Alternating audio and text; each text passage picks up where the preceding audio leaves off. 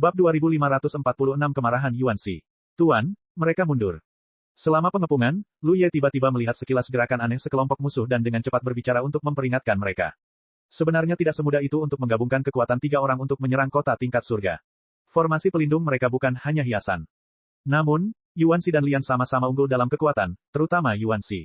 Sekarang kota Hedao tingkat Hong telah meningkat, kekuatannya sangat mengerikan. Selain itu, pedang Panshan milik Lu Ye memiliki efek pengekangan pada formasi pelindung, jadi kemajuannya bagus. Tidak mungkin memiliki efisiensi seperti itu jika 3 Hedao lainnya digunakan. Setelah mendengar ini, Yuanxi berbalik dan melirik, mendengus dingin, mereka saling kenal. Jika lawan berani kembali untuk mendukung kota tingkat surga ini, maka dia dapat meninggalkan kota dan memimpin Lian dan Lu Ye untuk mencegatnya. Ketika saatnya tiba, dia dan Tuan Kota Zhao dan yang lainnya akan menyerang dari belakang, mengganggu formasi musuh dan menunggu kesempatan untuk membunuh musuh. Dalam pertempuran seperti ini, jika musuh dapat mengurangi 1 atau 2 anggota lagi, kemenangan pada dasarnya dapat diraih. Pihak lain tidak diragukan lagi bijaksana, karena mereka tidak memilih untuk kembali ke kota tingkat surga, tetapi malah mengungsi sebagai satu kelompok menuju kota tingkat desolate di sisi lain. Dalam keadaan seperti itu, Yuanxi tidak ingin menimbulkan masalah.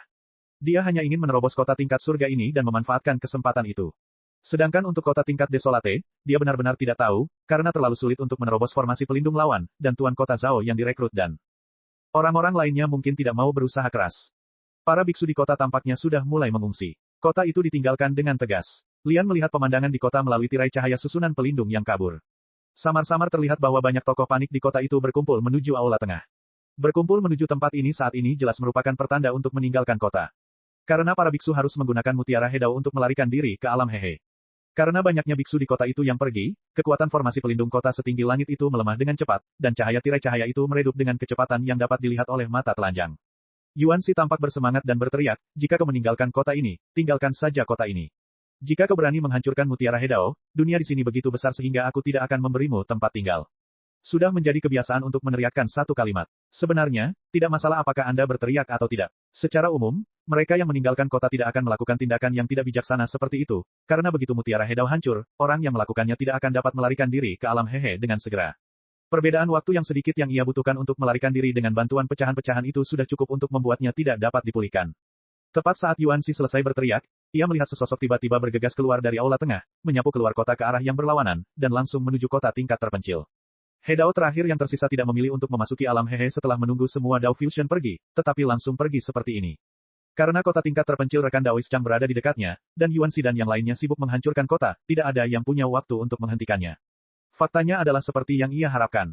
Meskipun Lu Ye dan yang lainnya melihat sosoknya yang melarikan diri, mereka hanya menutup telinga. Pertama-tama, penting untuk menghancurkan kota. Kedua, meskipun mereka mengejarnya, mereka mungkin tidak akan berhasil. Bahkan anggota terakhir aliansi melarikan diri, dan kota setinggi langit itu tiba-tiba sepi, dan formasi pelindungnya sangat rapuh. 10 napas kemudian, ketika formasi itu hampir hancur, ekspresi Yuanxi tiba-tiba berubah, dia melihat ke arah aula tengah, dan berteriak, dasar bajingan. Lu Ye juga menyadari ada yang tidak beres, karena melalui penghalang cahaya yang lemah, ada fluktuasi energi yang keluar dari aula tengah. Dia tiba-tiba menyadari sesuatu, Hedao, yang terakhir mengungsi, telah meninggalkan beberapa trik di aula tengah sebelum pergi. Cara kecil semacam ini atau hanya formasi serangan dan pembunuhan sederhana tidak dapat digunakan untuk melawan musuh, tetapi begitu pecah, mutiara Hedao mungkin tidak dapat diselamatkan. Dari awal hingga akhir, pihak lain tidak pernah berpikir untuk membiarkan Yuanxi melakukan apa yang diinginkannya. Bahkan jika dia meninggalkan kota, dia tetap melakukannya dengannya. Ketika Yuanxi selesai berbicara, dia melihat cahaya putih yang menyilaukan meletus dari aula tengah, diikuti oleh runtuhnya aula dan hancurnya formasi pertahanan kota. Hancurnya formasi itu bukan serangan hebat oleh Lu Ye dan yang lainnya, tetapi akibat hancurnya mutiara Hedao. Di seluruh aula tengah, mutiara Hedao adalah pusat terbesar. Tanpa pusat ini, semua formasi telah menjadi hiasan. Yuanxi tampak cemas dan terbang menuju reruntuhan yang runtuh. Namun, sebelum dia bisa mencapai tempat itu, dia melihat aliran cahaya kecil terbang keluar dari reruntuhan. Sejumlah besar cahaya tiba-tiba menghilang saat terbang, dan melarikan diri ke dunia bawah. Mereka yang tidak menghilang juga tersebar ke segala arah. Setiap aliran cahaya adalah pecahan mutiara Hedao. Lu Ye hampir dapat merasakan dengan jelas keberadaan pecahan-pecahan ini. Pada jarak ini, jika dia mau, dia dapat dengan mudah mencegat semua pecahan ini. Namun, dia tidak mengambil tindakan. Karena saat ini, saya tidak tahu berapa banyak pasang mata yang memperhatikan di sini. Jika dia mengambil tindakan, rahasianya akan terungkap di bawah hidung semua orang. Hampir pada saat yang sama, Lu Ye dan 3 orang lainnya terbang ke 3 arah yang berbeda, masing-masing dengan kekuatan Dao mereka sendiri yang melonjak untuk mengumpulkan pecahan-pecahan manik-manik Hedao yang terbang keluar secara acak. Namun, mengumpulkannya seperti ini, tentu saja tidak mungkin untuk melewatkan semuanya. Banyak pecahan pada akhirnya akan terbang ke kedalaman kehampaan, dan saya tidak tahu siapa yang akan jatuh ke tangan orang-orang yang ditakdirkan. Setelah beberapa pekerjaan yang sibuk dan berkumpul kembali, Lu Ye melihat bahwa wajah Yuan Xi tidak harmonis dan dia menatap tajam ke kota terpencil musuh di sana. Hanya beberapa napas yang lalu, sekelompok Hedao musuh telah mundur ke kota terpencil ini. Alasan mengapa mundurnya begitu lancar tentu saja karena Tuan Kota Zhao dan yang lainnya tidak berusaha sebaik mungkin. Mereka baru saja direkrut oleh kota Yuan Xi dan datang untuk membantu, jadi wajar saja mereka tidak mau melakukan apapun, karena tidak perlu dikatakan lagi, mereka tidak akan mendapatkan keuntungan sedikit pun pada akhirnya. Saat ini, kota Yuan Xi telah merebut Lianzi dan menghancurkan kota tingkat surga di sisi lain. Dari sudut pandang Tuan Kota Zhao, itu adalah keuntungan besar. Jadi dia agak bingung mengapa wajah Yuan Xi begitu jelek. Tuan Kota Yuan, kami punya sesuatu untuk dilakukan di sini, saya akan segera pergi. Tuan Kota Zhao dengan sopan mengepalkan tangannya. Dia tidak tahu latar belakang wanita di depannya. Dia hanya tahu bahwa dia tidak mampu menyinggung perasaannya, jadi dia tidak ingin terlalu terlibat satu sama lain. Saat ini, dia hanya ingin mengambil kota Hedao-nya dan menjauh dari tempat ini. Siapa yang memberitahumu apa yang terjadi di sini? Yuan Xi menatap dingin ke depan, menatap tuan kota hari itu dari kejauhan. Mata orang lain itu penuh dengan tuduhan darah dan air mata, dan ada juga sedikit kesenangan. Perintah untuk memecahkan mutiara Hedao tidak diragukan lagi diberikan olehnya, dan itu dilakukan oleh Hedao yang tertinggal di belakang pada akhirnya. Dia hanya ingin melihat hasil seperti itu. Dia tidak akan hidup dengan baik, dan musuh tidak akan bisa mendapatkan keuntungan maksimal. Ini tidak diragukan lagi membuat Yuan Xi marah. Karena pecahan mutiara Hedao yang diperoleh sejauh ini hanya 20% dari yang diharapkan. Jika Lu Ye diminta untuk memecahkan mutiara Hedao, bagaimana mungkin dia hanya mendapatkan sedikit? Ini membuat Yuan Xi merasa seperti sedang merugi. Karena dia telah kehilangan uang, tentu saja dia harus menemukan cara untuk menebusnya. Terlebih lagi, dia telah dengan jelas memperingatkan Hedao yang tertinggal sebelumnya bahwa jika dia berani menghancurkan mutiara Hedao, dia tidak akan memiliki tempat di dunia ini, tetapi pihak lain benar-benar menutup telinga terhadapnya. Bagaimana dia bisa menanggungnya? Ini, apa lagi yang terjadi? Tuan Kota Zhao tiba-tiba merasa sedikit tidak yakin. Lianzi telah direnggut, dan kota tingkat surga telah dihancurkan. Apalagi yang ingin dilakukan wanita gila ini? Tidak dapat dikatakan bahwa dia ingin menyerang kota-kota tingkat terpencil milik orang lain. Yuan Xi memberi isyarat ke depan, hanya ketika kota itu dihancurkan, semuanya akan beres di sini. Ini benar-benar terjadi. Tuan Kota Zhao memiliki ekspresi terdiam di wajahnya. Jika ada orang lain yang memberitahunya hal ini, dia akan berbalik dan pergi. Tetapi mengingat asal-usul Yuan Xi yang tidak dapat dijelaskan, dia masih berkata dengan sabar, Tuan Kota Yuan, kota itu harus dihancurkan lagi. Jika keempat Hedao bergabung, saya khawatir tidak akan semudah itu untuk menghancurkannya. Dalam hal perbandingan di level Hedao, semua orang hampir sama saat ini, tetapi ketika harus menyerang kota, lawan akan memiliki sejumlah besar Fusion Dao yang membantu di kota tersebut. Faktor-faktor ini harus dipertimbangkan, jadi menyerang kota akan selalu jauh lebih sulit daripada mempertahankan kota. Dia tidak berpikir dia bisa menghancurkan kota dengan kekuatannya saat ini. Kamu tidak akan tahu sampai kamu melawannya apakah itu bisa dihancurkan atau tidak. Yuan Xi sangat marah. Dia hanya tahu bahwa dia telah menderita kerugian besar kali ini, dan dia tidak bisa melupakan apa yang terjadi hari ini. Terutama ketika pihak lain mundur ke kota saat ini dan tidak segera pergi, itu jelas merupakan provokasi. Tuan Kota Zhao mengerutkan kening, merasa bahwa wanita ini sedikit gila dan tidak masuk akal, dan wajahnya menjadi sedikit lebih dingin. Maaf, kota ini tidak melakukan hal-hal yang tidak memiliki peluang untuk menang, jadi saya mungkin mengecewakan Tuan Kota Yuan. Ini seperti mengikuti wanita gila ke dalam pertarungan buta. Belum lagi tidak akan ada hasil. Bagaimana jika ada korban? Selain itu, dalam pertarungan seperti itu, konsumsi kekuatan moral juga merupakan kerugian. Siapa yang akan menebusnya? Yuan Xi bahkan tidak melihatnya, dan sebuah suara samar datang, Dadu Tong. Jabatan rendah hati ada di sini. Lu Ye melangkah maju. Beritahu kota Dudu dan beritahu mereka bahwa ada kota tingkat terpencil di sini yang sedang direkrut. Kota itu melarikan diri ketika aku pergi berperang, menempatkan kota ini dalam situasi yang tidak menguntungkan. Tanyakan kepada kota Dudu bagaimana cara menghadapinya. Ya, Lu Ye setuju, lalu menatap Tuan Kota Zhao, aku belum menanyakan namanya kepada Tuan Kota. Wajah Tuan Kota Zhao berkedut, menatap Yuan Xi yang sedang memegang bulu ayam sebagai anak panah komando, dan dia hanya membenci mengapa dia setuju menerima perekrutan sebelumnya. Dia telah memanggil kota Dudu sebelumnya dan tahu bahwa perekrutan semacam ini tidak wajib, jadi kota itu bisa menolaknya. Mereka telah melakukan sesuatu untuk membantu Yuan Xi. Jika Yuan Xi meminta bantuan lagi, dia pasti akan menolaknya. Namun, kata-kata Yuan Xi memiliki arti. Ini sama sekali bukan perekrutan kedua. Dia diam-diam telah mengubah konsepnya. Jika ini benar-benar terjadi pada pihak kota Dudu, Tuan Kota Zhao dapat mengetahui dengan jari kakinya bahwa kota Dudu tidak akan berpihak padanya. Sambil mengerutkan mulutnya, Tuan Kota Zhao menangkupkan tinjunya, Tuan Kota Yuan, Zhao telah memikirkannya dengan saksama. Apa yang baru saja dikatakan Tuan Kota Yuan itu benar. Kita harus selalu melakukan sesuatu dari awal hingga akhir. Zhao dan bawahannya bersedia berperang dengan Tuan Kota Yuan. Bagus sekali, kalau begitu mari kita lakukan. Setelah Yuan Xi selesai berbicara, dia memimpin dan bergegas menuju kota datar yang sunyi itu, jelas tidak ingin menunda sejenak. Lian dan Lu Ye mengikuti dari belakang. Di samping Tuan Kota Zhao, sekelompok Taois menatapnya. Dia mendesah tak berdaya, mengangguk sedikit, dan berbisik, jaga dirimu. Lakukan yang terbaik, tetapi jangan biarkan kelompok pengikut di bawah komandomu menderita kerugian. Dalam sekejap, hampir 10 sosok mendekati kota datar musuh yang sunyi dengan mengancam. Bab 2547, Strategi untuk Menghancurkan Kota. Di kota Hedao, mata rekan Daois Ning memerah, dan dia menggertakkan giginya dan berteriak, berani sekali, aku benar-benar berani bertarung di sini. Kotanya telah hancur. Saat ini, dia ingin menjepit dan menguliti Yuan Xi dan yang lainnya sehingga dia dapat melampiaskan kebenciannya. Dia pikir Yuan Xi akan baik-baik saja dan mundur saja, tetapi dia diam-diam menyesal karena tidak memiliki kesempatan untuk membalas dendam. Siapa tahu? Kesempatan ini datang dalam sekejap mata. Di samping, penguasa kota tingkat terpencil Chang Daoyou tidak dapat menahan diri untuk tidak mendengus, kamu benar-benar berpikir bahwa kami hanyalah buah kesemek yang lembut. Di luar kota, dia diikat dan tidak bisa melepaskannya, tetapi sekarang dia mundur ke kota. Jika kota itu masih dihancurkan oleh orang lain, maka bertahun-tahun menjadi penguasa kota akan sia-sia. Jika mereka ingin bertarung, maka bertarunglah dengan mereka, temukan kesempatan untuk mengalahkan musuh, dan lawan untuk membalas dendam rekan Daois Ning. Dia segera mengangkat tangannya dan berteriak, dan para pahlawan di bawah komandonya menjadi marah, terutama rekan Daois Ning dan keempat lainnya. Pengantin baru itu rukun satu sama lain, dan mereka bahkan lebih haus darah. Beberapa saat kemudian, pertempuran pecah lagi. Yuan Xi memimpin, melonjak dengan kekuatan Tao, dan dengan keras menyerang formasi pertahanan kota lawan. Lian dan Lu Ye mengikuti dari belakang. Tuan kota Zhao juga memimpin Zhong He-Dao-nya untuk bergabung ke medan perang. Dalam sekejap, di luar kota terpencil musuh, aura Xing Yuan mendidih seperti segenggam garam yang ditaburkan di wajan. Meskipun Tuan Kota Zhao dan yang lainnya tidak mau berusaha, Yuan Xi ada di sisi mereka saat ini, dan mereka tidak berdaya karena mereka tidak bisa terlalu malas. Di bawah kebuntuan dalam serangan itu, Lu Ye dengan cepat menemukan ketidakberdayaan para penyerang. Kota terpencil di depan mereka berbeda dari kota Yuan Xi. Baik Fusion Dao dan Hedao memiliki tenaga kerja yang sangat melimpah, jadi meskipun mereka terus-menerus dikepung, formasi tersebut dapat mempertahankan stabilitasnya. Konfrontasi seperti itu menghabiskan kekuatan kedua belah pihak, dan pada akhirnya kemungkinan besar akan menjadi situasi yang tidak akan menyenangkan siapapun. Namun, Yuan Xi tidak ingin berhenti sama sekali. Seiring berjalannya waktu, serangan itu tidak hanya tidak melemah, tetapi menjadi lebih ganas. Ketika teratai hitam mekar, penglihatannya luar biasa, dan serangkaian cahaya besar beriak ke segala arah. Musuh juga telah mencari peluang untuk mengalahkan mereka, tetapi sayangnya, ketiga Yuan Xi Kang dan City Lord Zhao dan yang lainnya sangat berhati-hati dan tidak menunjukkan kekurangan apapun. Seiring berjalannya waktu, City Lord Zhao dan yang lainnya menunjukkan ekspresi tidak sabar, dan City Lord Desolate level milik musuh juga merasa sedikit tidak nyaman. Orang normal pasti akan mundur saat menghadapi situasi seperti itu, karena terus bertarung tetap tidak ada gunanya, tetapi Yuan Xi menolak untuk mundur.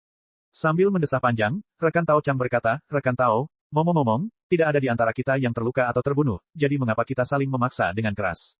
Dari 6 kota Hedao yang awalnya berkumpul di sini, 2 hancur. Meskipun pertempuran untuk 4 kota yang tersisa sedang berlangsung gencar, tidak ada korban hingga sekarang. Jadi dia merasa bahwa Yuan Xi tidak perlu berpegangan seperti anjing gila. Yuan Xi menunggu kata-katanya. Mendengar ini, dia mencibir dan berkata, kau ingin kami mundur? Itu mudah, serahkan saja orang itu. Saat dia berbicara, dia mengulurkan tangannya dan menunjuk ke seorang pria berwajah gelap. Pria besar itu adalah Hedao yang tertinggal di kota datar itu, dan mutiara Hedao hancur dengan cara yang ditinggalkannya. Apa yang disebut pengepungan kota itu hanyalah kepura-puraan. Yuan Xi juga tahu bahwa dia tidak bisa merebut kota yang sunyi ini. Sebenarnya dia hanya punya satu tujuan, yaitu membunuh orang ini. Pertama, dia marah, dan kedua, dia pernah berkata kasar sebelumnya. Karena kita sudah mengatakan bahwa dia tidak akan punya tempat di dunia batin, kita harus melakukannya. Pria besar itu memasang ekspresi polos di wajahnya. Meskipun dia menghancurkan Hedaosu, dia hanya mengikuti perintah. Mengapa dia menjadi sasaran wanita gila ini? Rekan Taois, kamu terlalu banyak berpikir. Teman Taois Chang menggelengkan kepalanya perlahan. Belum lagi pria besar itu adalah rekrutan baru setelah rekan Taois Ning, bahkan jika dia benar-benar bawahannya yang asli, tidak mungkin dia akan menyetujui permintaan konyol Yuan Xi. Jika kamu tidak bisa melindungi bawahanmu dengan baik, bagaimana kamu bisa menjadi penguasa kota Hedao yang berkualifikasi? Kalau begitu tidak perlu bicara. Yuan Xi menggertakkan giginya dan memukul lebih keras. Lu Ye diam-diam menyumbangkan usahanya. Pada saat ini, suara Lian tiba-tiba terdengar di telinganya, Dadu Tong, pikirkan cara untuk mengubah hal-hal besar menjadi hal-hal kecil. Yuan Xi sedang menunggangi harimau dan dalam masalah. Hah, Lu Ye mengerutkan kening dan menoleh untuk melihat Yuan Xi, melihat bahwa meskipun ekspresinya tegas, matanya masih berputar. Aku hampir tidak bisa menahan tawaku. Lian Bu berkata bahwa dia belum menyadari masalah ini, dan sekarang dia menyadari bahwa penguasa kotanya tampaknya sedang menunggangi seekor harimau. Dia baru saja memimpin sekelompok orang untuk bertarung dengan sengit, dan meminta mereka untuk menyerahkan orang besar itu. Jika tidak ada yang bisa dilakukan, akan sulit untuk mundur. Lian menghela nafas, setelah bertahun-tahun, dia masih memiliki temperamen yang tidak sabaran ini. Kudengar dia adalah Yu, dan dia sama sekali tidak mempertimbangkan konsekuensinya. Tapi bagaimanapun juga, dia sekarang adalah penguasa kota, dan dia selalu ingin menyelamatkan mukanya. Bagaimana menurutmu? Aku mengerti. Lu Ye mengangguk. Mudah saja membiarkan Yuan Xi mundur. Dia hanya perlu berpura-pura tidak menyadari dan terluka oleh musuh, dan Yuan Xi tentu saja dapat menggunakan ini sebagai alasan untuk membawanya kembali bersamanya. Dengan cara ini, Yuan Xi tidak akan kehilangan banyak muka. Tepat saat dia hendak melakukan ini, suara lain terdengar di samping telinganya, "Saudara Ye, kembalilah dulu." Fan Hu berkata bahwa dia memiliki sesuatu yang penting untuk dilaporkan. Lu Ye berkata, "Biarkan dia menunggu. Tidak peduli hal-hal penting apa yang terjadi di kota, itu tidak sepenting wajah penguasa kota." Yudi berkata, Fan Mi berkata bahwa dia mungkin punya rencana untuk menghancurkan kota. Oh, Lu Ye mengangkat alisnya ketika mendengar ini, sangat terkejut. Meskipun Fan He sudah tua dan memiliki banyak pengalaman, dia hanyalah seorang Fusion Dao. Kelompok Harmoni Dao ini tidak ada hubungannya dengan kota tingkat terpencil di depan mereka. Strategi apa yang bisa dia miliki untuk menghancurkan kota? Namun, karena Yudi telah menyampaikan pesan pada saat ini, itu berarti Fan Mo cukup yakin tentang masalah ini, jika tidak, tidak mungkin untuk menyebutkannya saat ini. Jika kota itu benar-benar dapat dihancurkan, maka masalah Yuan Shi saat ini tidak akan menjadi masalah. "Tuan, saya akan kembali ke kota," kata Lu Ye dan segera mundur dari medan perang. Lian bingung dengannya dan tidak tahu apa yang akan dilakukan Lu Ye. Dalam situasi seperti itu, tidak mudah untuk mengajukan lebih banyak pertanyaan. Dia hanya berpikir bahwa Lu Ye telah memikirkan cara untuk menyelesaikan dilema Yuan Shi. Setelah mundur beberapa jarak, Lu Ye mengaktifkan pola kekosongan, dan saat berikutnya, sosoknya muncul di depan aula tengah. Setelah penyelidikan singkat, dia menemukan Fan Mo berdiri di dekat kolam, menatap kabut di depannya dengan serius. Ketika Fan Mi datang ke kolam Tao, dia mengangkat kepalanya dan melihat ke atas, dadu Tong. Lu Ye mengangguk, Yudi berkata kamu punya rencana untuk menghancurkan kota. Seberapa yakin kamu?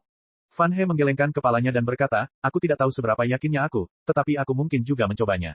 Sebelum itu, aku ingin memastikan satu hal. Apakah kamu benar-benar tidak takut dengan racun Lian Xi? Petik 2. Tentu saja, Lu Ye mengangguk dan bertanya dengan ragu, mungkinkah strategi menghancurkan kota ini ada hubungannya dengan Lian Xi? Kalau tidak, mengapa Fan He tiba-tiba menyebut Lian Xi saat ini? Itu memang relevan. Fan Mo membelai jenggotnya, aku melihat catatan dalam klasik yang tidak lengkap bertahun-tahun yang lalu, mengatakan bahwa seseorang pernah menggunakan racun Lian Xi untuk menghancurkan perlindungan kota Hedao tingkat alam semesta. Formasi hebat, tingkat Eropa. Lu Ye mengangkat alisnya. Sangat sulit untuk membangun formasi pertahanan untuk kota tingkat desolate di depan kita, apalagi kota tingkat Zhou. Racun Lian Xi sebenarnya dapat menembus kota tingkat Zhou, jadi bukankah mudah untuk menembus kota tingkat desolate? Racun Lian Xi adalah yang paling kuat dalam menghancurkan Tao. Fondasi dari susunan pelindung kota Hedao adalah konsentrasi kekuatan Tao. Jadi saya pikir racun Lian Xi mungkin memiliki efek ajaib dalam menahannya. Apakah Anda ingin mencobanya, Gubernur Agung? Fan He menatap Lu Ye dan bertanya. Dia juga tiba-tiba mendapat ide, karena dia telah menyaksikan perang di kota ini dan melihat bahwa perang itu intens dan penguasa kota dan yang lainnya tidak membuat kemajuan, jadi dia tiba-tiba teringat masalah ini. Tetapi apakah itu akan berhasil atau tidak, dia tidak bisa memastikan. Bagaimana cara melakukannya secara spesifik? Lu Ye menjadi tertarik. Jika racun Lian Xi benar-benar efektif, bukankah mudah untuk menyerang kota di masa mendatang? Saya pikir benda ini hanya dapat meningkatkan produksi ikan Dao di kolam Dao. Siapa yang mengira benda itu bisa memiliki kegunaan seperti itu? Sungguh kejutan yang tak terduga. Tidak yakin. Fan He menggelengkan kepalanya, ini mungkin perlu diselidiki sendiri oleh semua orang, karena catatan dalam buku klasik yang kulihat saat itu tidak lengkap, dan sebagian besar tidak lengkap. Mereka hanya menyebutkan masalah ini secara singkat. Kalau begitu cobalah. Saat dia berbicara, Lu Ye mengulurkan tangan dan mengambilnya ke dalam kolam. Di bawah air yang bergolak, Lian Xi, yang baru saja terlempar ke sini belum lama ini, berenang seperti ikan di dalamnya, dan sama sekali tidak menyadari ketika Lu Ye mengangkatnya. Saat mereka saling bersentuhan, ada reaksi keras lainnya di pohon bakat, dan asap tebal membubung ke langit. Meskipun ini bukan pertama kalinya dia melihatnya, Lu Ye tidak bisa menahan diri untuk tidak berkata-kata. Sambil membawa teratai kecil, Lu Ye bergegas menuju medan perang dengan kecepatan kilat. Meskipun dia tidak takut dengan racun teratai, semakin lama dia terpapar padanya, semakin banyak bahan bakar yang dikonsumsi pohon bakat, yang merupakan kerugian baginya. Sesaat kemudian, ketika Lu Ye bergegas kembali ke medan perang, Lian Xin segera menatapnya dan menatap benda di tangannya, ini Lian Sai. Dia belum pernah melihat bahkan pemilik menara Jin Rui dengan matanya sendiri. Tapi mengapa kamu membawanya keluar? Lian benar-benar tidak mengerti bagaimana Lu Ye akan menggunakan Lian Sai untuk menyelesaikan masalah Yuan Shi. Fan He mengatakan benda ini dapat menghancurkan formasi. Lu Ye menjelaskan, tolong beri saya sedikit dukungan, Tuan. Lian Xin memahami hal ini dan segera melindungi Lu Ye. Keduanya dengan cepat mendekati formasi pertahanan kota, Lu Ye mengangkat tangannya dan menekan Lian Sai ke layar cahaya formasi. Dalam sekejap, di titik kontak, riak-riak seperti riak, berjatuhan dengan gila-gilaan ke segala arah. Mata Lu Ye berbinar saat melihatnya. Gadget ini, benar-benar dapat menghancurkan formasi. Karena efek di depannya hampir sama dengan serangan kekuatan penuh Yuan Shi, tetapi Lian Xi memiliki efek ajaib ini hanya dengan menempel pada layar cahaya. Jika dia menempel padanya sepanjang waktu, itu berarti Yuan Shi terus-menerus menembaki posisi ini. Selama itu berlangsung cukup lama, itu pasti akan membuka celah dalam formasi pelindung. Tidak perlu menghabiskan kekuatan Dao. Namun, idenya indah. Tidak mungkin bagi para biksu di kota untuk membiarkan Lu Ye mempertahankan postur seperti itu karena selalu ada serangan dan serangan balik di kota. Formasi pelindung melindungi dari luar tetapi tidak dari dalam. Orang-orang di luar tidak bisa masuk, tetapi mereka yang di dalam bisa. Keluar. Jadi melihat ketidaknormalan di sini, para biksu di kota segera mengaktifkan formasi mereka dan menyerang dengan liar ke arah sisi ini. Bab 2548 Racun Mematikan. Dengan banyaknya serangan yang datang, Lu Ye dengan cepat menarik Lian Zai kembali dan berbalik untuk menghindar ke arah lain. Sama saja, setelah beberapa kali, dia tidak bisa menahan diri untuk tidak mengerutkan kening. Situasinya sedikit berbeda dari apa yang dia pikirkan. Meskipun racun Lian Zi dapat menghancurkan formasi, itu tidak seefektif yang dibayangkan, karena menurut pendekatannya saat ini, itu setara dengan memiliki Yuan Si tambahan untuk menyerang formasi secara berkala. Itu memang membantu situasi pertempuran, tetapi itu tidak memainkan peran yang menentukan. Sambil menatap teratai di tangannya, Lu Ye bergumam, apakah masih terlalu muda? Teratai dapat dibesarkan, mungkin karena teratai itu baru saja lahir, jadi racunnya tidak terlalu kuat. Fan Hui berkata bahwa kitab suci yang rusak mencatat bahwa seseorang telah menggunakan racun teratai untuk menghancurkan perlindungan kota Hedao tingkat Zhou. Dalam formasi besar, itu mungkin teratai besar atau teratai tua yang telah dibesarkan selama bertahun-tahun yang tak terhitung jumlahnya, sehingga racunnya bisa begitu ganas. Dan apa yang dia lakukan tadi benar-benar bodoh. Dia harus menempelkan Lian Zi pada tirai cahaya formasi pelindung agar efektif. Ini sama saja dengan berdiri di sana menunggu musuh menyerang, jadi racun Lian Zi tidak dapat berfungsi terus-menerus. Jika dapat berfungsi terus-menerus, itu akan lebih berguna. Benar-benar tidak berguna. Lu Ye menjentik dahi Lian Zai dengan jarinya, menyebabkan pria itu menatapnya dengan mata besarnya, seolah-olah dia sangat ingin tahu. Tetapi Lian Zai adalah benda mati yang terlihat hidup dan sebenarnya tidak memiliki pikirannya sendiri, jadi rasa ingin tahu ini murni ilusi. Jika upaya itu gagal, Anda masih harus berperang sendiri dan membantu penguasa kota menemukan alasan untuk mundur. Ketika pikiran itu berbalik, rasa ingin tahu di mata Lian Zi tiba-tiba menghilang, digantikan oleh kemarahan, lalu dia membuka mulut kecilnya dan meludah ke arah Lu Ye. Kabut tebal menghantam Lu Ye secara langsung. Tanpa diduga, seluruh tubuh Lu Ye tertutupi olehnya. Sedikit rasa pusing datang, dan mata Lu Ye tiba-tiba menjadi sedikit kabur. Diracuni, ekspresinya berubah, dan dia buru-buru meninggalkan tempat di mana dia berada. Pikirannya tenggelam, dan dia melihat bahwa penglihatan pada pohon bakat, yang sudah bereaksi dengan keras, menjadi berkali-kali lebih keras. Dia sangat terkejut. Selama bertahun-tahun, sejak dia memiliki pohon bakat, dia tidak pernah terganggu oleh racun, karena racun apapun yang masuk ke dalam tubuh akan dibakar habis oleh pohon bakat. Namun hari ini, dia benar-benar diracuni, meskipun dia pulih dengan cepat. Ini tidak diragukan lagi menunjukkan satu hal, yaitu, racun yang baru saja menyerang tubuh begitu keras sehingga butuh waktu beberapa saat bagi pohon bakat untuk mengatasinya, jadi dia merasa diracuni. Rasa pusing itu menghilang secepat datangnya. Pertarungan di sekitarnya masih sengit, dan kekuatannya dilepaskan, menyebabkan banyak gangguan. Lu Ye melihat ke lokasi semula, dan ada awan kabut tebal di sana. Itu adalah benda yang baru saja dimuntahkan Lian Zai. Dadu Tong, suara Lian datang dari tidak jauh. Lu Ye kembali sadar, meraih Lian Zai dan bergegas maju, berkata, tuan rumah akan melindungiku sebentar. Oke, Lian menjawab dan terbang ke sisi Lu Ye, mengikuti dari dekat seperti bintang mengelilingi bulan. Tiba-tiba kembali lagi, Lu Ye menjentikkan dahi Lian Zai dengan jarinya, lalu mengarahkannya ke layar cahaya besar di depannya.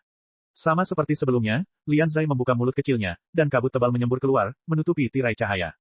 Reaksinya berkali-kali lebih hebat dari sebelumnya. Kabut tebal itu tampaknya sangat korosif. Di dalam area jangkauan, serangkaian besar tirai cahaya berkedip-kedip, menyebabkan riak yang tak terhitung jumlahnya.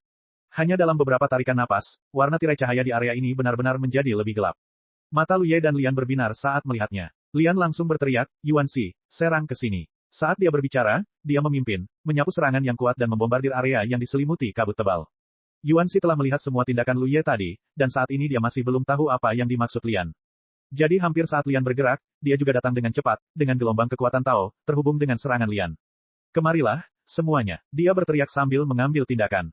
Sebenarnya, Tuan Kota Zhao dan yang lainnya telah bekerja keras. Siapapun yang memiliki mata yang jeli dapat melihat bahwa pengepungan ini tidak akan membuahkan hasil, jadi mereka hanya menunggu Yuan Si memerintahkan mundur. Siapa yang mengira titik balik seperti itu akan terjadi? Tuan Kota Zhao melirik Lian Zai, yang sedang ditahan oleh Lu Ye, dan diam-diam terkejut bahwa ada seseorang di dunia ini yang dapat memiliki kontak dekat dengan Lian Zai. Dunia ini benar-benar besar dan ada banyak kejutan. Yuan Si sudah berbicara, jadi dia tidak bisa menunda, jadi dia hanya bisa memimpin sekelompok Hedao di bawah komandonya untuk bergegas dan bekerja sama dengannya untuk mengambil tindakan. Dalam sekejap, hampir semua serangan kami terkonsentrasi di area kecil itu, dan kami tahu esensi menggunakan arancar dalam peperangan pengepungan. Di kota, wajah penguasa kota tingkat terpencil Chang Daoyou pucat pasi, dan dia samar-samar merasa ada sesuatu yang salah. Awalnya, dengan perlindungan dan tenaga kerja kota, dia tidak khawatir tentang kecelakaan apapun, tetapi pihak lain benar-benar membawa Lian Zi itu dan menggunakan cara yang tidak dapat dipercaya. Sebagai seorang pembela, dia paling khawatir dengan situasi ini. Sekarang, area yang diselimuti kabut telah menjadi cacat, dan dia bahkan tidak yakin apakah formasi pelindung kota dapat bertahan. Meskipun dia memerintahkan para pembudidaya di kota untuk melakukan serangan balik, kekuatan serangan balik itu terbatas karena formasi yang besar, dan lawan dapat dengan mudah menghindar. Waktu berlalu, dan setelah puluhan napas, kabut tebal itu menghilang. Di satu sisi, objek ini rusak ketika mengikis formasi pelindung, dan di sisi lain, baik musuh maupun kita sendiri menyerang posisi ini. Bahkan jika tidak ada kerusakan, akan sulit baginya untuk bertahan lama. Tetapi efeknya sangat jelas. Kecerahan susunan tirai cahaya yang besar di area ini jelas berbeda dari area lain. Sebaliknya, terang dan gelapnya terlihat jelas. Meskipun demikian, formasi itu masih tidak dapat dipatahkan, dan jika serangan sebelumnya tidak dilanjutkan, musuh dapat menemukan cara untuk memperbaiki cacat ini. Dadutong, datang lagi. Teriak Yuanxi. Lu Ye menunggu kata-kata ini, dan segera melangkah maju, seperti sebelumnya, menjentikkan jarinya ke dahi Lian Sai, lalu mengarahkannya ke area itu. Awan kabut lain dimuntahkan. Sebelum serangan lawan bisa melakukan serangan balik, Lu Ye sudah mundur. Sedikit mengernyit, dia menundukkan kepalanya dan menatap Lian Sai, hanya untuk melihat bahwa si kecil tampak sangat lamban. Dia jelas lentur dan lembut ketika baru lahir, tetapi sekarang kulitnya keriput, dan dia tampak jauh lebih tua. Selain itu, kabut tebal yang baru saja dimuntahkannya jauh lebih buruk daripada 2 kali sebelumnya. Matanya yang besar bahkan tampak sedikit kusam saat ini, dengan kelopak matanya terus-menerus membuka dan menutup, seolah-olah bisa tertidur kapan saja. Orang ini, tidak bisa diandalkan. Kabut tebal yang dimuntahkan Lian Zai seharusnya menyebabkan banyak kerusakan pada dirinya sendiri. 3 kali mungkin batasnya. Lu Ye tiba-tiba mengangkat kepalanya, menatap Tuan Kota Zhao dan yang lainnya, dan berteriak keras, Tuan Kota Zhao, jika kita dapat menghancurkan kota, Anda akan mendapatkan 30% dari keuntungan dari pertempuran ini. Tidak dapat dikatakan bahwa Tuan Kota Zhao dan kelompoknya tidak berkontribusi, tetapi mereka jelas tidak mengerahkan kekuatan besar. Lu Ye tahu betul hal ini. Meskipun dia telah menyadarinya sebelumnya, dia tidak menunjukkannya karena tidak ada gunanya bahkan jika dia mengatakannya, dan yang lain tidak akan mengakuinya. Tetapi keadaannya berbeda sekarang. Sudah ada harapan untuk menghancurkan kota. Premisnya adalah bahwa Tuan Kota Zhao dan yang lainnya bersedia untuk mengerahkan seluruh tenaga. Tetapi mereka direkrut secara paksa, dan mereka sudah tidak puas. Bagaimana mereka bisa bersedia jika tidak ada manfaat praktis? Jika Anda ingin kuda Anda berlari, tentu saja Anda harus memberinya makan. Tuan Kota Zhao tercengang ketika mendengar ini dan menatap Yuanxi, Tuan Kota Yuan, bolehkah saya percaya apa yang dikatakan orang Tao ini? Tentu saja, dia tidak bisa tergoda oleh keuntungan 30% dari kota tingkat terpencil setelah kota itu dihancurkan. Kota Hedao miliknya sendiri adalah kota tingkat terpencil, dan dia jelas tahu warisan seperti apa yang dimiliki kota tingkat terpencil itu. Yuanxi segera berkata, apa yang dikatakan Dadutong adalah apa yang saya maksud. Tuan Kota Zhao menjadi bersemangat setelah mendengar ini, jika demikian halnya, maka kami bersedia mati untuk Tuan Kota Yuan. Saat dia mengucapkan kata-kata ini, serangannya menjadi ganas, dan fluktuasi kekuatan banyak Hedao di bawah komandonya tiba-tiba menjadi jauh lebih kuat. Banyak serangan menyapu, semuanya menargetkan kelemahan itu. Lu Ye berdiri menonton dari kejauhan, matanya bersinar. Dapat dipatahkan, bahkan dia dapat melihat bahwa setelah 2 serangan beracun oleh Lian Zai, kelemahan ini tidak punya waktu untuk diperbaiki. Jika tidak ada yang menyerang, itu tidak masalah. Mungkin pihak lain dapat memperbaikinya dalam beberapa saat, tetapi ada begitu banyak orang Hedao saat ini. Mereka semua fokus pada posisi ini dan menyerang dengan ganas, dan cacatnya hanya akan menjadi lebih besar dan lebih besar. Begitu cacat ini terbuka sepenuhnya, formasi pelindung juga akan rusak. Menatap teratai kecil di tangannya, Lu Ye tiba-tiba tidak tahan. Dia dengan cepat mengaktifkan tanda Dao Void, kembali ke kota Yuanxi, dan meletakkannya di kolam Dao. Ketika saya memindahkannya sebelumnya, orang ini berenang seperti ikan, dan saya tidak tahu betapa bahagianya dia. Sekarang telah tenggelam langsung ke dasar. Lu Ye tidak bisa menahan diri untuk tidak khawatir, Saudara Fan, orang ini tidak akan mati, kan? Jika dia mati, itu akan menjadi kerugian besar. Fan Mi masih di sini. Mendengar ini, dia berkata dengan tidak yakin, mungkin tidak. Dia belum pernah melihat Lianzi sebelumnya, apalagi membesarkannya, jadi dia tidak tahu apa yang akan terjadi selanjutnya. Lu Ye menanyakan hal ini kepadanya, dan dia jelas bertanya pada orang yang salah. Kalau begitu, tolong minta Saudara Fan untuk menjagamu. Jika ada yang tidak biasa di sini, segera beritahu aku. Lu Ye masih bergegas kembali untuk bergabung dalam pertempuran. Tentu saja dia tidak bisa tinggal di sini sepanjang waktu. Jika kita bisa menghancurkan kota dalam pertempuran ini, Saudara Fan akan melakukannya. Jika kamu mengingat jasa pertamamu, kamu akan diberi penghargaan oleh penguasa kota saat kamu kembali. Fan He menggelengkan kepalanya dan berkata, aku sangat berterima kasih karena kamu bisa menerimaku hari itu. Semuanya, silakan pergi. Aku akan menjagamu di sini. Lu Ye mengangguk dan berlari menuju medan perang lagi. Di kota musuh yang sunyi dan datar, wajah rekan Daois Chang bahkan lebih buruk dari sebelumnya. Rekan Daois Ning berdiri di sampingnya, Saudara Chang, saya khawatir kita tidak akan mampu mempertahankannya. Saudara Chang seharusnya membuat rencana lebih awal. Situasi di celah itu terus memburuk. Jika situasi terus berlanjut seperti ini, formasi pelindung akan hancur tanpa secangkir teh. Rekan Daois Chang menggertakkan giginya dan berkata, tentu saja saya tahu saya tidak bisa bertahan. Jika dia tahu ini, dia tidak akan menghadapi masalah ini. Sekarang, dia menjadi sasaran, kota itu diserang, dan bahkan formasi pelindung tidak akan terlindungi. Namun, yang awalnya dia pikirkan adalah bahwa kota itu telah kehilangan 2 Hedao sebelumnya. Menerima Ning Daoyou dan yang lainnya tidak hanya akan menebus kerugian, tetapi juga meningkatkan kekuatan kota. Ini adalah pilihan yang normal. Namun, itu membawa konsekuensi yang tidak terduga. Bab 2549 satu sisi. Keluarlah dari kota dan bertarunglah. Teriak rekan Tao Chang dengan tajam. Kau pasti tidak bisa melarikan diri dengan cara melarikan diri. Untuk kota Hedao yang begitu besar, kecepatannya tidak secepat Hedao. Kau tidak bisa bertahan bahkan jika kau mencoba bertahan. Jika kau terus bertahan dengan kuat, formasimu hanya akan hancur. Kemudian kau hanya bisa berubah dari pasif menjadi aktif. Dalam hal jumlah Hedao, tidak ada perbedaan di antara mereka, jadi dia merasa masih belum jelas siapa yang akan menang dalam pertarungan. Sekelompok pahlawan di kota selalu berada dalam kondisi yang sangat menyedihkan. Sekarang setelah mendengarkan perintah penguasa kota, para pahlawan itu langsung marah. Jadi ketika Lu Ye bergegas kembali ke medan perang beberapa saat kemudian, dia kebetulan melihat banyak musuh Hedaomen keluar dari kota untuk bertarung di bawah pimpinan rekan Tao Nachang. Penguasa kota Zhao, aku akan menyerahkan orang ini padamu. Yuan Xi menatap pemimpinnya, rekan Tao Chang, dan berteriak, apakah tidak apa-apa. Dengan kekuatan Yuan Xi, dia secara alami dapat menang melawan Dao You Chang, tetapi yang dia inginkan dalam pertempuran ini bukan hanya menang, tetapi membunuh musuh sebanyak mungkin. Jadi dia tidak ingin terlibat dalam masalah dengan penguasa kota lainnya. Dia ingin berurusan dengan orang-orang Hedao biasa. Selama dia dapat membunuh satu atau dua dengan cepat, dia dapat dengan cepat membuka situasi. Penguasa kota Zhao segera mengangguk, tidak masalah. Mereka semua adalah penguasa kota tingkat terpencil, dan seharusnya tidak ada banyak perbedaan dalam kekuatan. Siapa yang bisa takut pada siapa? Dan dia juga melihat niat Yuan Xi, jadi yang perlu dia lakukan adalah melibatkan yang terkuat dari musuh, dan sisanya adalah. Jangan khawatir tentang itu. Setelah selesai berbicara, dia langsung menuju rekan Daois Chang. Rekan Daois Chang sama sekali tidak ingin berbicara dengannya. Dia marah dengan Yuan Xi, tetapi dia tidak punya pilihan selain berurusan dengan keterlibatan penguasa kota Zhao.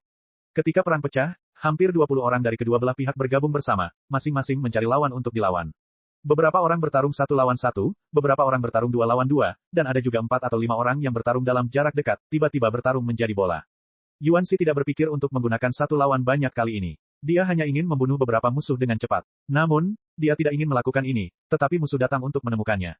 Yang mereka temukan secara mengejutkan adalah sesama Taois Nanning dan yang lainnya. Kota tingkat surganya hancur di bawah hidungnya, dan dia secara alami membenci Yuan Xi, jadi begitu dia meninggalkan kota, dia memimpin salah satu bawahannya untuk menemui Yuan Xi.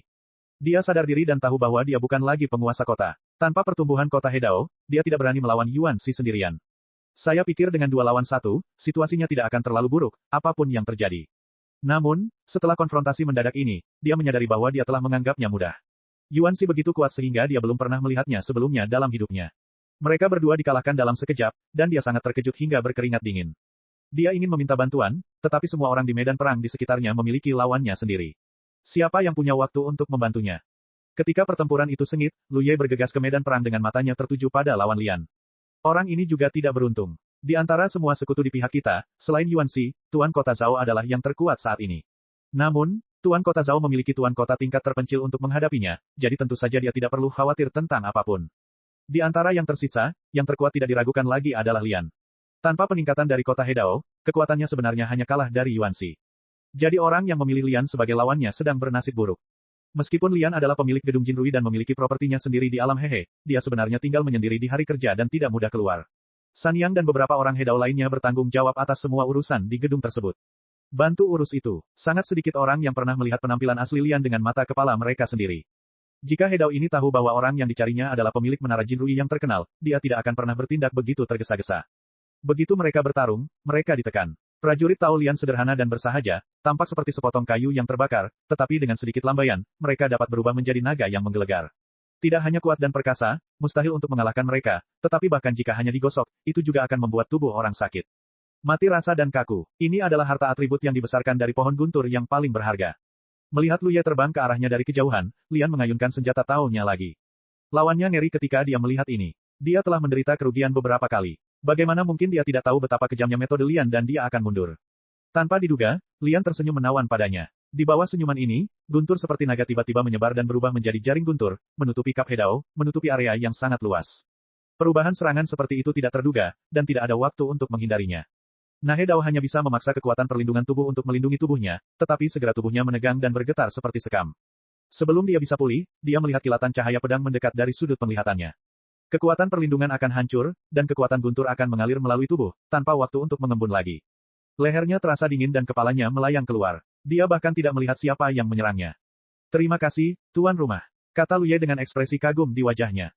Membunuh musuh dengan begitu bahagia bukanlah kemampuannya, tetapi Lian. Karena Lian menciptakan kesempatan terbaik baginya untuk membunuh musuh pada waktu yang paling tepat, yang perlu dia lakukan hanyalah menebas pada saat itu. Sesederhana itu. Bukan hanya dia, tetapi biksu manapun yang memiliki kemampuan untuk membunuh musuh dapat dengan mudah berhasil pada saat itu. Vitalitas Hedao musnah, dan baik musuh maupun biksu kita terkejut, karena tidak lama setelah perang dimulai, dan tidak ada yang menyangka bahwa Hedao akan mati dalam pertempuran. Satu-satunya yang tidak terganggu adalah Yuanxi. Karena tidak peduli pihak Hedao mana yang tewas dalam pertempuran, tidak ada kerugian baginya. Di antara banyak Hedao yang berpartisipasi dalam perang, satu-satunya yang ada hubungannya dengannya adalah Lian. Dan dengan kekuatan Lian, tidak ada yang tak terduga akan terjadi di medan perang seperti itu. Rekan Dao Isning dan rekan-rekannya bergabung untuk melawan Yuanxi. Mereka sudah khawatir dengan kekuatan lawan mereka. Sekarang, terganggu oleh jatuhnya Hedao, situasinya menjadi semakin tak tertahankan. Hanya dalam 10 tarikan napas, keduanya terluka. Yuanxi mengambil kesempatan untuk mengejar dan bertarung dengan ganas. Sama-sama, Tuan Du. Di sisi lain, Lian mengerutkan bibirnya dan tersenyum, kita semua sekarang adalah rekan kerja. Anda membantu saya membantu Anda, kami membantu, kita akan secara bertahap menjadi keluarga. Ayo pergi dan temukan seseorang. 1. Keluarga. Lu Ye merasakan emosi aneh di hatinya. Dia benar-benar tidak menyangka itu begitu mendalam. Melihat hubungan antara biksu lain di kota Hedao, tampaknya tidak ada suasana kekeluargaan. Sifat manusia adalah egois. Bahkan anggota keluarga sejati terkadang saling bermusuhan, belum lagi karena berbagai alasan. Para biksu berkumpul di kota Hedao. Namun, memang menyenangkan untuk tinggal di kota Yuanxi, dan dia menantikan masa depan. Mengikuti Lian, dia dengan cepat tiba di medan perang kedua. Di sana ada 4 orang Hedao yang saling berhadapan secara berpasangan. Awalnya mereka berimbang, tetapi ketika mereka melihat Lian dan Lu Ye menyerang mereka dengan ganas, kedua musuh Hedao itu tiba-tiba menjadi panik. Dalam keadaan seperti itu, 2 bala bantuan tiba-tiba datang dari satu pihak, dan pihak lainnya tentu saja cemas. Kedua orang Hedao itu ingin melepaskan diri dari pertempuran, tetapi karena mereka sudah bertarung, tidak akan semudah itu untuk melepaskan diri. Ketika Lian tiba dan bergabung dalam pertempuran, situasinya tiba-tiba menjadi berat sebelah. Lu Ye menunggu tidak jauh dari sana, menunggu kesempatan. Meskipun dia bisa ikut bertempur, jika dia benar-benar ikut, dia tidak akan bisa membunuh musuh di waktu yang tepat. Dia ingin memastikan pukulan terakhir yang membunuh musuh. Hanya beberapa saat kemudian, dia bergerak lagi, tubuhnya melewati Hedao, membawa semburan darah. Dia menemukan bahwa bekerja sama dengan Lian untuk membunuh musuh bahkan lebih lancar daripada bekerja sama dengan Yuanxi, bukan karena gaya bertarung Lian lebih cocok untuknya. Kuncinya adalah kekuatan prajurit Lotus Dao sangat cocok untuknya. Kekuatan guntur yang dahsyat tidak hanya dapat menghancurkan kekuatan pelindung musuh, tetapi juga membuat tubuh musuh menjadi kaku. Selama Lu Ye memanfaatkan kelemahan sesaat ini, dia dapat dengan mudah membunuh musuh. Meskipun Yuanxi jauh lebih kuat, dia tidak dapat membentuk kerjasama yang efisien dengan Lu Ye. Hampir pada saat yang sama ketika Lu Ye membunuh Hedao kedua, aura Hedao lainnya dimusnahkan di medan perang lainnya. Lu Ye berbalik dan melihat bahwa orang yang terbunuh adalah salah satu lawan Yuanxi. Dalam waktu singkat, 3 orang Hedao tewas. Rekan Dao Chang yang berhadapan dengan Tuan Kota Zhao hampir menjadi gila. Ketika dia memutuskan untuk keluar kota untuk bertarung, dia hanya merasa bahwa jumlah Hedao di antara mereka hampir sama, dan bahkan ada 1 atau 2 lagi di pihaknya, jadi jika terjadi pertarungan sungguhan, itu mungkin akan menjadi situasi yang seimbang.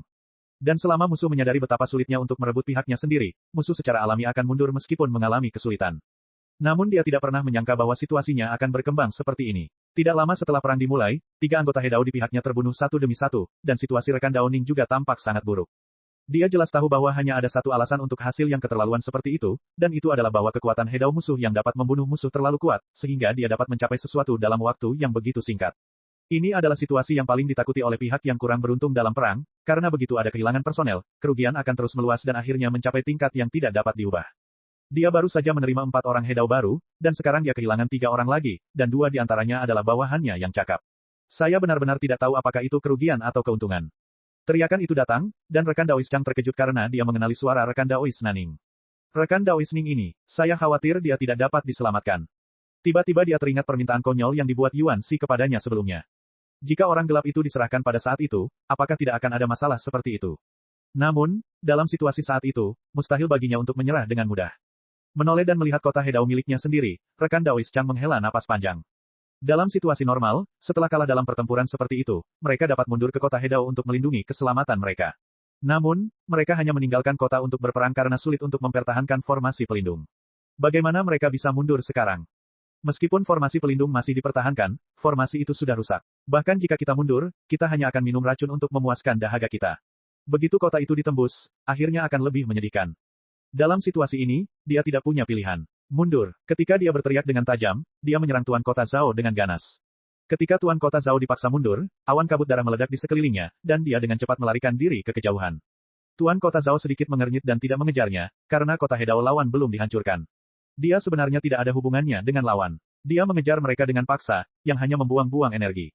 Melihat rekan Daois Chang melarikan diri, dia berbalik dan menuju medan perang terdekat. Bab 2550 Keputusan Tuan Kota Zhao. Mundurnya penguasa kota tingkat terpencil Chang Daoyu tidak diragukan lagi berarti kekalahan total musuh dalam pertempuran ini. Dalam berbagai kelompok pertempuran, mereka yang memiliki kemampuan untuk melarikan diri dari lawan mereka mundur dan melarikan diri ke segala arah.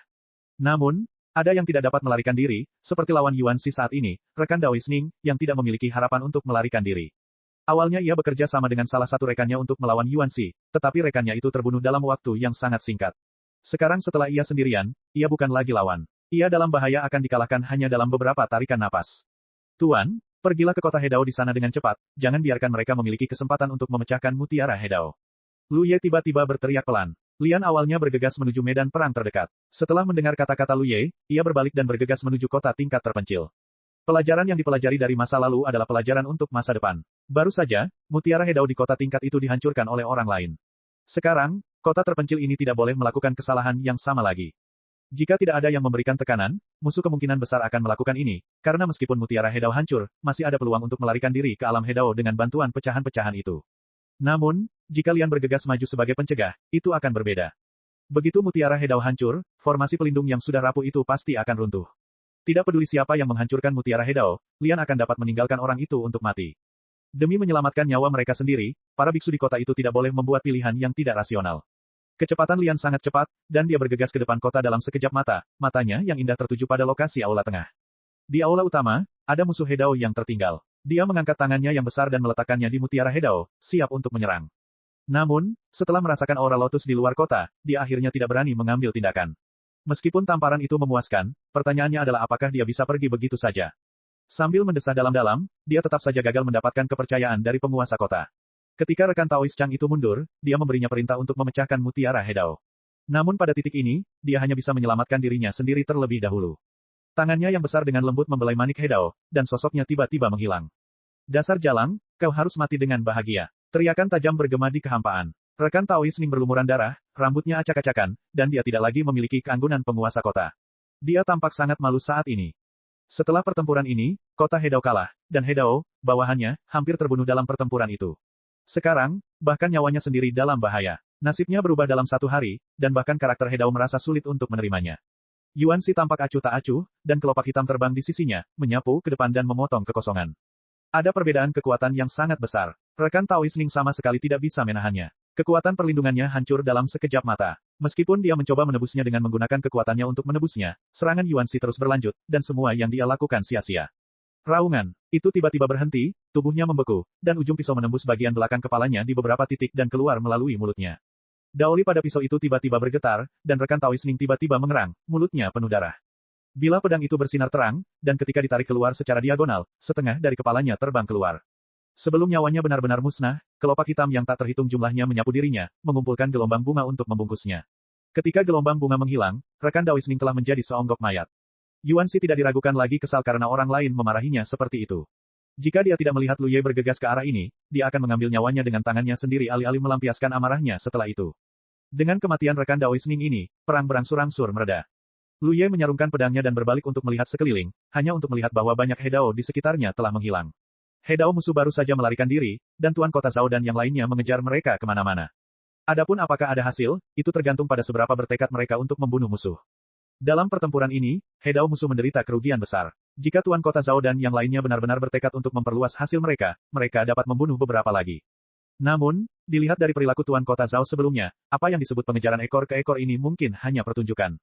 Yuan Shi tidak berniat melanjutkan pengejaran. Yang paling menarik perhatiannya adalah mutiara Hedao milik musuh. Dia segera mengedipkan mata pada Lu Ye dan menuntunnya menuju kota datar yang sunyi itu. Lian sedang menyerang kota itu. Di kota datar di depan mereka, semua biksu telah melarikan diri, hanya menyisakan formasi pelindung yang sangat rapuh yang tidak ada seorang pun yang menjaganya.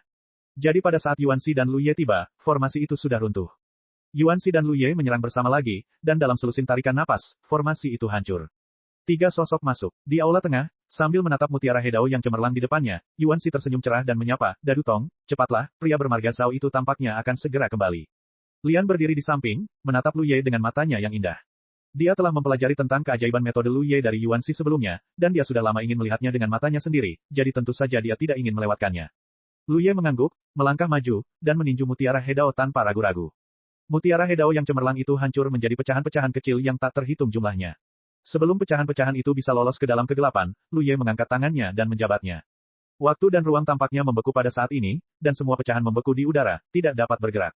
Bibir Lian Hong sedikit terbuka, wajahnya penuh dengan ketidakpercayaan. Meskipun dia telah tinggal di alam Hehe sepanjang tahun, dia telah berkultivasi dari bawah selangkah demi selangkah. Bertahun-tahun yang lalu, dia juga memiliki kota Hedao miliknya sendiri. Dia bertempur dalam pertempuran yang tak terhitung jumlahnya antara menyerang kota dan diserang. Tentu saja. Dia tahu adegan seperti apa yang akan terjadi setelah mutiara Hedao pecah. Apa yang dilihatnya di depan matanya berada di luar pengetahuannya, dan dalam perhatian dan persepsinya, Lu Ye sebenarnya tidak melakukan sesuatu yang istimewa. Dia hanya memegang tangannya, dan semua pecahan ini bertindak seolah-olah diperintahkan, yang sungguh luar biasa. Cepat, cepat. Ketika Lian Fa tertegun, Lu Ye dan Yuan Xi telah bertindak bersama, mengumpulkan banyak pecahan dengan sangat terampil, dan bahkan membaginya menjadi dua bagian. Satu bagian sangat banyak dan satu bagian sangat kecil. Awalnya Lian tidak mengerti mengapa itu dibagi menjadi dua bagian, tetapi setelah melihat bagian yang kecil, dia tiba-tiba teringat bahwa Lu Ye telah berjanji kepada Tuan Kota Zhao bahwa setelah kota itu hancur, 30% dari hasilnya akan menjadi miliknya. Jika kita melihatnya menurut keadaan normal, setelah mutiara Hedao dari kota tingkat gurun hancur, keuntungan 30% memang hanya akan sedikit. Memikirkan kembali penguasaan dan keterampilan kedua orang ini, Lian tidak bisa menahan tawa. Ini karena mereka memiliki pemahaman diam-diam, atau karena mereka telah bekerja sama dengan baik sebelumnya, jadi tidak perlu terlalu banyak bicara. Jelas yang terakhir, mundur, Yuan Xi menyapa, dan mereka bertiga, seperti pencuri yang mencuri harta seseorang, bergegas keluar kota dan bergegas menuju kota Yuan Xi. Dari kejauhan, Lu Ye melihat bahwa Tuan Kota Zhao dan yang lainnya telah kembali bersama. Seperti yang diharapkan, orang-orang ini tidak membunuh mereka semua, jika tidak perang tidak akan berakhir begitu cepat. Alasannya adalah, di satu sisi, mereka tidak memiliki permusuhan dengan sesama Taoist Chang dan yang lainnya, hanya saja perbedaan pendirian mereka yang menyebabkan perang ini. Di sisi lain, mereka mungkin juga memikirkan tentang perang. Penghasilan selanjutnya, Tuan Kota Yuan, Tuan Kota Zhao berteriak dari kejauhan. Aku tidak bisa mendengarmu, aku tidak bisa mendengarmu. Yuan Xi bergumam dengan suara rendah, terbang lebih cepat. Dia tidak ingin mengambil bagian yang seharusnya menjadi milik Tuan Kota Zhao, tetapi hanya ingin dengan cepat mengintegrasikan bagiannya sendiri ke dalam kota Yuan Xi. Dao Zong, itu seperti seorang penjudi yang telah memenangkan uang dan ingin segera menetap. Selain itu, dia membawa begitu banyak pecahan mutiara Hedao bersamanya. Jika tidak segera ditempatkan, sangat mungkin Tuan Kota Zhao dan yang lainnya akan menemukan beberapa petunjuk. Yudi telah mengantar kota Yuan Xi untuk datang menemuinya. Setelah beberapa saat, mereka bertiga memasuki kota dan langsung menuju aula tengah. Yuan Xi buru-buru menyatukan banyak pecahan ke dalamnya, dan Lu Ye mengambil pecahan lain dari tangan Fan Hu, yang berasal dari kota Hedao tingkat surga sebelumnya, tetapi jumlah pecahan kali ini jelas jauh lebih sedikit. Banyak pecahan bergabung ke dalamnya, dan mutiara Hedao di depannya tampaknya telah mengalami beberapa perubahan, tetapi itu tidak jelas. Itu sudah menjadi mutiara Hedao tingkat Hong. Tidak semudah itu untuk meningkatkan kualitasnya ke tingkat yang lebih tinggi. Tuan Kota Yuan, bisakah Anda memasuki kota? Suara Tuan Kota Zhao datang dari luar, dan dia terdengar sedikit mendesak. Dia jelas salah paham dan mengira Yuan Xi akan menyesalinya. Kalau tidak, mengapa dia terburu-buru sekarang? Jangan menjawab. Tentu saja, Xiaodi memulai formasi. Yuan Xi memberi perintah dan memimpin Lu Ye dan Lian keluar. Setelah beberapa saat, di alun-alun di kota, kedua belah pihak berkumpul. Tuan Kota Zhao dan yang lainnya memiliki ekspresi takjub di wajah mereka. Bahkan jika mereka sudah tahu bahwa kota Yuan Xi adalah kota yang dilanda banjir, mereka tetap akan menganggapnya tidak masuk akal tanpa mengalaminya sendiri. Alasan utamanya adalah ukuran kota ini terlalu tidak sesuai dengan kualitasnya sendiri. Tuan Kota Zhao tidak dapat memahami bagaimana Yuan Xi berhasil membangun kota sekecil itu menjadi negara seperti itu hanya dengan sedikit tenaga kerja di bawah komandonya. Terima kasih atas kerja kerasmu, rekan Tao. Yuan Xi dalam suasana hati yang baik dan memiringkan kepalanya untuk memberi isyarat. Lu Ye segera melangkah maju dan menyerahkan pecahan manik-manik Hedao yang telah disiapkan. Tuan Kota Zhao, ini yang telah disepakati sebelumnya. Rampasan perang. Tuan Kota Zhao mengangkat alisnya. Di sampingnya, Hedao Wu, yang pernah ke kota Yuan Xi sebelumnya, melangkah maju untuk mengambilnya dan berkata kepada Lu Ye sambil tersenyum, terima kasih banyak. Lu Ye tidak berkata apa-apa dan mundur di belakang Yuan Xi. Tuan Kota Zhao datang setelahnya kali ini terutama untuk meminta pecahan mutiara Hedao. Bagi mereka, keuntungan 30% dari menaklukkan kota tingkat gurun sangat objektif dan langka. Meskipun mereka tidak mengambil banyak risiko kali ini, mereka seharusnya menjadi milik mereka. Sekarang setelah tujuan itu tercapai, saya tentu saja senang. Rekan Taoist Yuan, seharusnya ada banyak barang rampasan di kota ini. Maksud saya, kita masing-masing mengirim beberapa orang untuk mengambilnya dan kemudian membagi keuntungannya seperti yang disepakati sebelumnya. Tuan Kota Zhao menatap Yuan Xi dan berkata, tidak masalah. Yuan Xi mengangguk dengan mudah. Dia telah mendapatkan pecahan mutiara Hedao, dan yang lainnya adalah hal sekunder, jadi dia sangat mudah diajak bicara saat ini. Selain itu, saya juga ingin membahas masalah lain dengan sesama Taoist. Mata Tuan Kota Zhao tajam. Ada apa? Yuan Xi bingung. Tuan Kota Zhao berkata terus terang, kota ini sangat senang bekerja sama dengan sesama penganut Tao dalam pertempuran ini, jadi Zhao ingin menyatukan kota ini di bawah komando Gisheng. Mulai sekarang, kita akan maju dan mundur bersama, dan kita akan berbagi berkat dan berbagi kesulitan. Aku tidak tahu apa arti persahabatanku. Bagaimana? Cek cek cek cek cek cek cek cek. Rakan-rakan kultivator sekalian, sebelum retret, sila terus berkultivasi untuk jurus subscribe, like, share dan komentar agar sekte novel Sadim terus berkembang pesat.